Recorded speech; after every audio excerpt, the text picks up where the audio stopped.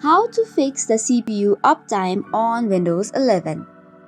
Hello everyone, and let's get started. Do you want to increase your CPU uptime on Windows and fix the error? Here is a simple tutorial.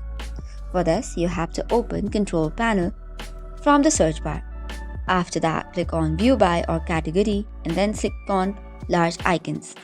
Now, search for Power option and tap on it. From the left side panel, click on Choose the Power button or choose what the power button does. After this, on Shutdown Settings, you have to unenable the first point. However, if you are not able to make the changes, you have to first click on Change Settings that are currently unavailable. This will open a dialog box, click on Yes, and after the page is refreshed, you can now unenable or untick the option of the first one, which is turn on the fast starting. After that, click on Save Changes and close it. Now go to the Start button and restart your computer. After this, you will notice a significant change. So that is all for today's video. For more such contents, do not forget to hit the like and subscribe button. Thank you and keep watching.